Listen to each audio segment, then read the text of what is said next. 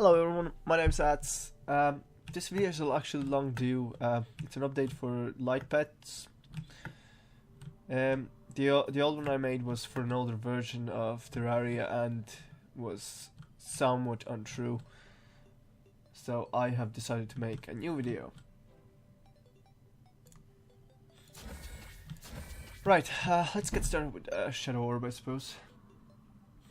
Shadow Orb is obtained from Shadow Orbs. I know it sounds weird, but that's what they're called. They actually look kind of like this, and they're found in Corruption. You have to break 3 of these Shadow Orbs to summon the worm,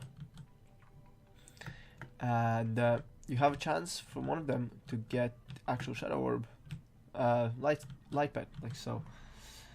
Its brightness is 65%, and it's fairly slow. It's a basic one, and it's quite an early life pet you can get. Alright, so let's get to the next one, which is this guy here, Crimson Heart. It's obtained similarly to the Shadow Orb, but instead of breaking Shadow Orbs in the Corruption world, you have to break the little heart thingies in Crimson world, which are needed to summon the Brain of Cthulhu. It's sort of similar to the Shadow Orb. It's a little more funky though, because it doesn't float, it just kind of rolls on the floor.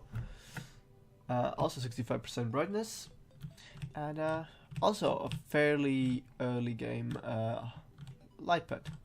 So these two would be the first to acquire. Now, next one is the Fairbell. This guy here has 3 colors, and I'm only getting 2. Where's the cyan? Ah, there he goes, cyan.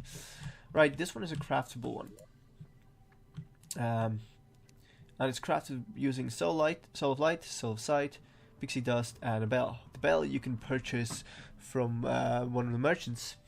I think it's a wizard that you acquired from. Let me just make sure of it.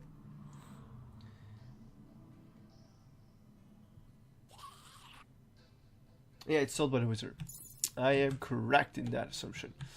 Well, it's the next one you can get, but you have to be in hard mode to actually have it there, because you need a pixie dust anyways. It's a hard mode material you can get from the Hallow. So also, you know, all the Soul of Light and Soul of Sight are sort of, you know, well, so Soul of Sight is easier to get, but Soul of Light you do need a hard mode to be enabled for it. So yeah, this one has the brightness of 65%. Also, oh sorry, no, this one's 80% on this one. I was thinking of another one. This one here, the lantern, has 65% brightness. It can also see treasure nearby. You see how the ore here is sparkling? And here, down here, it's because of this lantern. It's kind of cool that way. It's not as easy to acquire because you need to buy it from a merchant. And this is a merchant that is kind of like a hard to find. It's the skeleton merchant. He only sells this item during the full moon at night. So first of all, you have to find this merchant, which is not easy to do to begin with.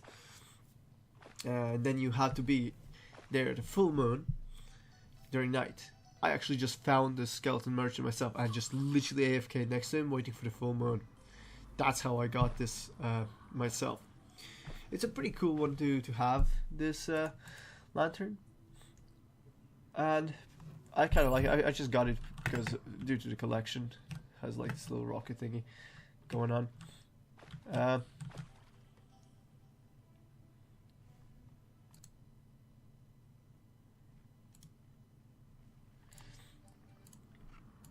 Oh, I'm sorry. The next one I'm going to talk about is Wisp in a Bottle. In the past, this was the like the end game, the coolest you can have. It's you can kind of control it with your WSD, obviously your character moves as well, but if you do something like this, which is difficult to prove with this type of a yeah, I had the wrong hook, but yeah, you can control it. It has 120% brightness, which is very bright, and you can just kind of use it. It's very quick, it's very nice. It is a required item. You summon it with a wisp in a bottle. You can acquire. It's a 0.25% chance to get it from dungeons after hard mode, after Plantera has been defeated, and there's a mob that drops it. Depending on which world you have and which dungeon you have, there's going to be a counterpart for it. So you can get it in all of them, regardless. Unlike some items which you can only get in certain types of dungeons, this one can be acquired in all of them, so you don't have to worry about that having the right or wrong world. It has a small percentage, obviously, and you have to be quite far in the game, but if you kill hundreds of them, it's fairly easy to acquire. Right, the next one, the last one, this is the hardest to acquire. It's the suspicious looking tentacle. Suspicious looking eye summoned by suspicious looking tentacle. This is a hard mode, expert mode item, and it's acquired by killing the Moon Lord on expert mode, hard mode. Well, it's hard mode. You kind of need to get hard mode to to have that boss to begin with. So it's just on expert. You have to kill that guy, which is not an easy task to do. It's probably hardest to acquire. It has 120% brightness. Also detects treasure, like so. It also detects enemies. You see how these guys start to glow when nearby? That's because of it.